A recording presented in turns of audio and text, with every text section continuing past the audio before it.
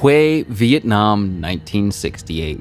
The Viet Cong went from house to house, building to building, looking for anyone on their lists. The lists contained the names of actual and suspected enemies of the people of Vietnam.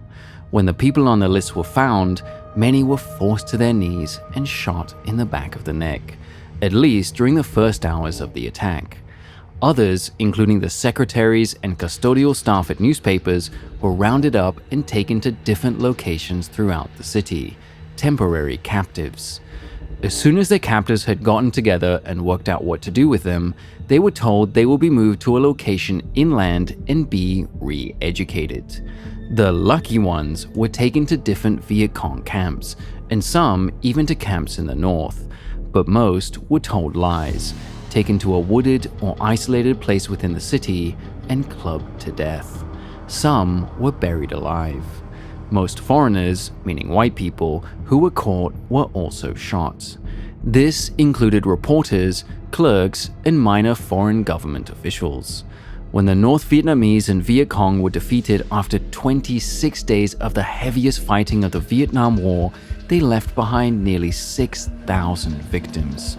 Men, women, and children who had been killed as enemies of the people. Before we dive into this story, it's important to recognize how the Hue Massacre serves as a reminder that narratives are shaped by different lenses. That's especially true in today's chaotic, biased world of news, where gaining critical thinking skills has never been more challenging.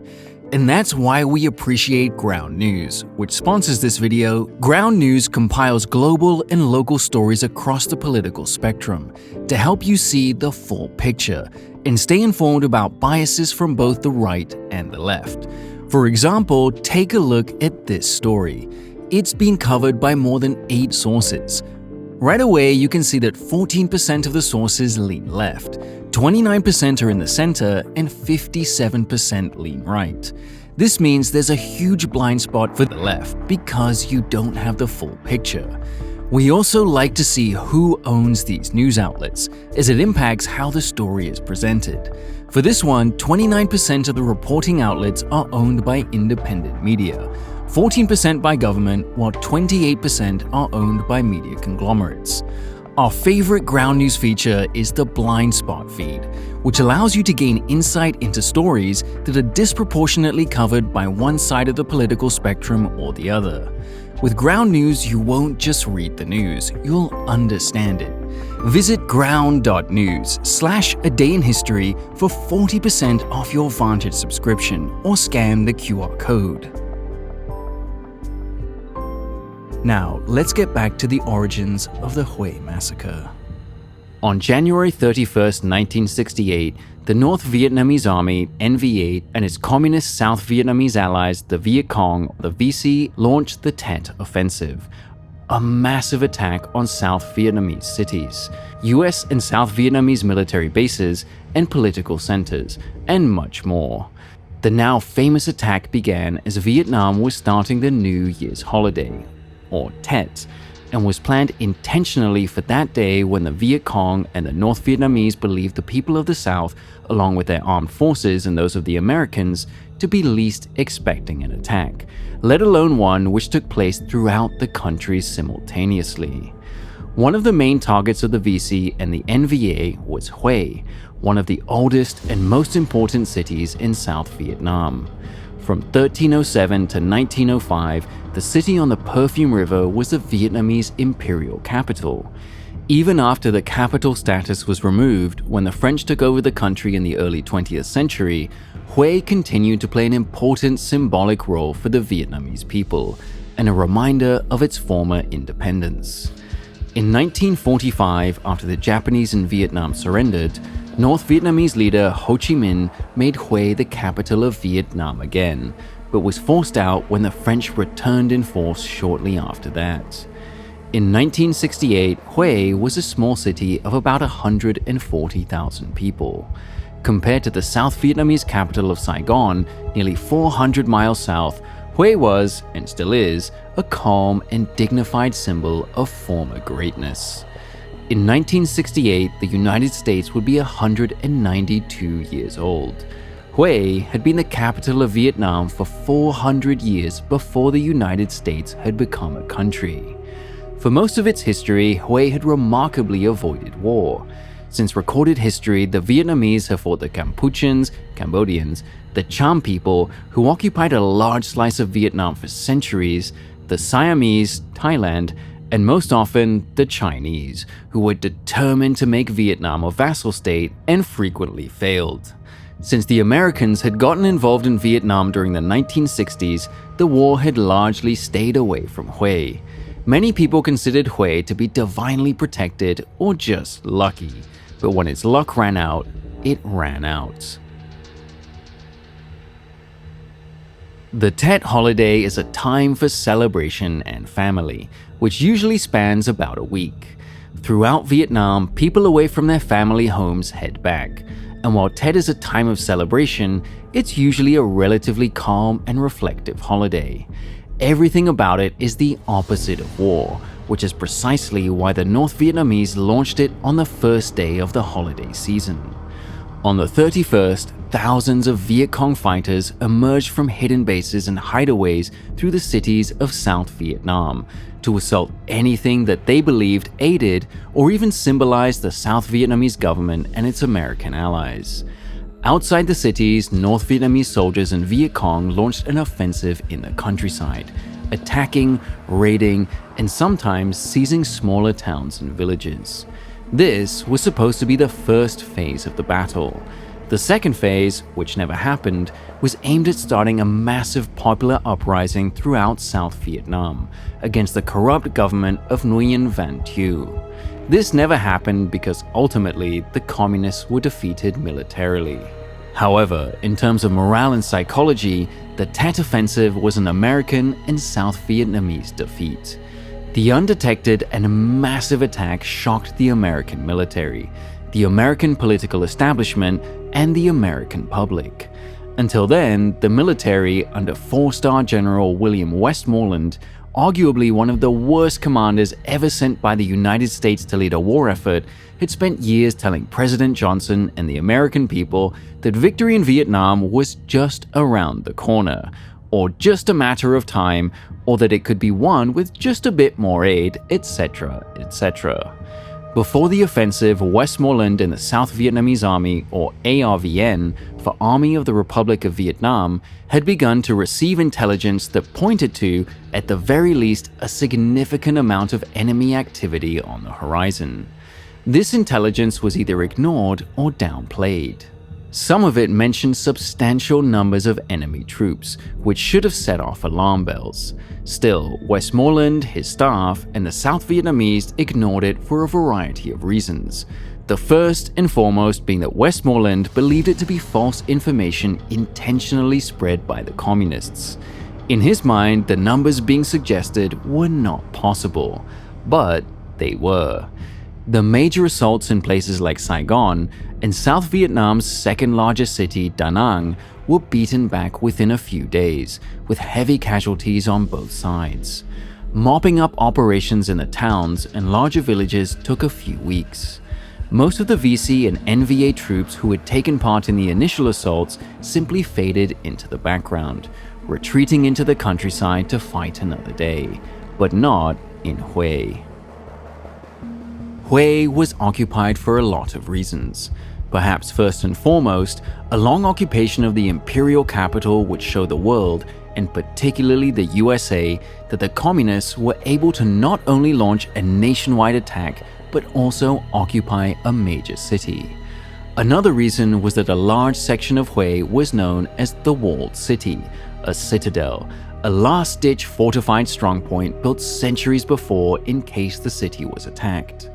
Taking the city would also allow the VC and NVA to use it as a communication center to broadcast propaganda. Route 1, the main coastal supply route in South Vietnam, ran right past Hue. Cutting the road would help slow down reinforcements and supplies to the area. The Perfume River divided the city and allowed the communists to control traffic and create military choke points. Like many Vietnamese cities, much of Hue was a densely populated maze of houses, shacks, streets, and alleys, perfect for urban defense and hiding hundreds of troops and weapons. For weeks before the battle, VC troops had infiltrated and hidden within the city, and were not discovered. When the VC emerged from their hiding places and NVA troops stormed down the main streets of Hue, they were following the instructions and orders in a massive 3,500-page plan that had been worked on in the North Vietnamese capital, Hanoi, for years. The plan was broken down to include small unit actions, especially in cities like Hue. In particular, specific units were assigned to attack ARVN and US military bases, and support areas like helipads and supply depots.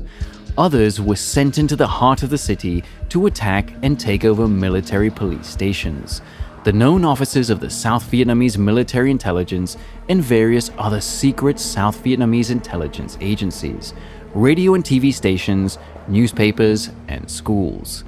Other units had lists of the addresses of hundreds of people who were known to be, or just believed to be, critical of the Viet Cong and North Vietnamese. This information was gathered over years, and Hue, like virtually every other city in South Vietnam and most of its villages, had VC informers and North Vietnamese spies lurking about.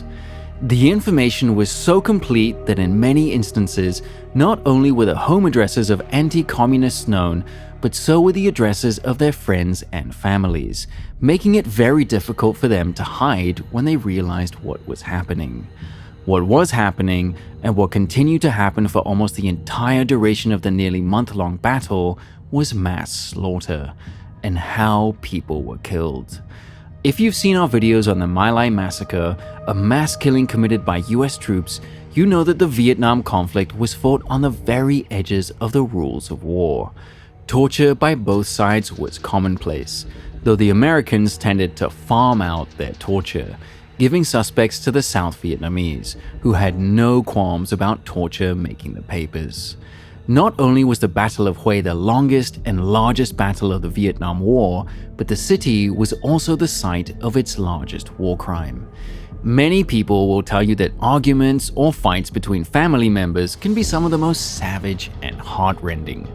For some reason, human beings seem to expect family members, or in many cases, their close community, to think like them and have similar life goals. Unfortunately, it also appears to be true that occasionally, events and emotions converge. When they do that nationally, civil war results.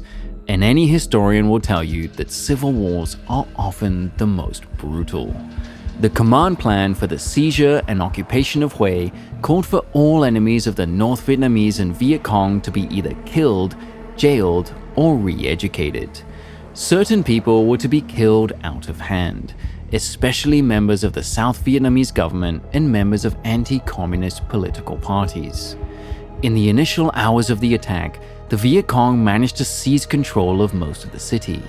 The US garrison in Hue was small, only a few hundred men, and the South Vietnamese garrison was not much larger, and many of the men were celebrating Tet with friends and family. Almost as soon as they arrived, people began to be rounded up. Some were told they would just be detained and not to worry. In other parts of the city, less disciplined or perhaps simply more eager, troops marched individuals or small groups to large alleyways or spaces between buildings, lined them up against the wall, and shot them. Unfortunately, that was not all. When US and South Vietnamese forces retook the city at the end of February, they discovered mass graves, bodies that had been partially covered up and ones that had simply been left where they were killed or perhaps dumped. Many of the corpses had skulls that had been battered in, likely with rifle butts, but a few personal accounts talk of VC soldiers using iron bars. In cases where the person the communists were looking for could not be found, relatives were questioned, and in several instances, killed, as the VC put word that if a particular person didn't turn themselves in or were turned in, their family would be put to death, one by one.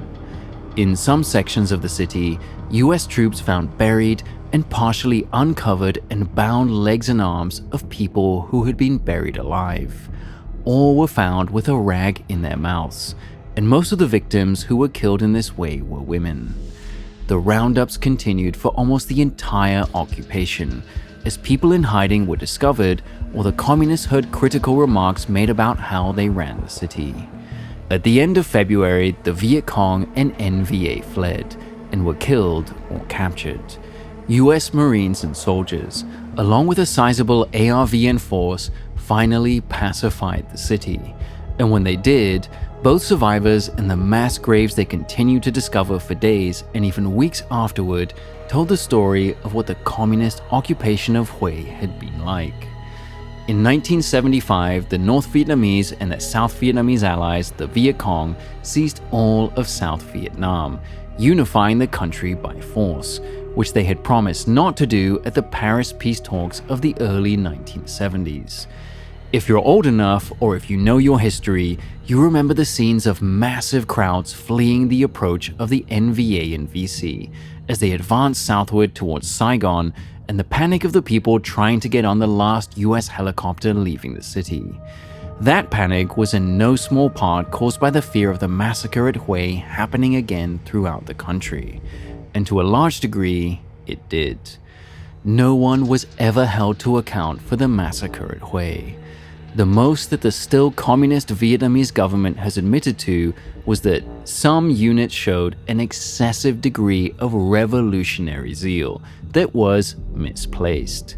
Today in Hue, there are no markers or memorials for the victims of the occupation. It's almost as if it never happened, and most Vietnamese in Vietnam don't know that it ever did.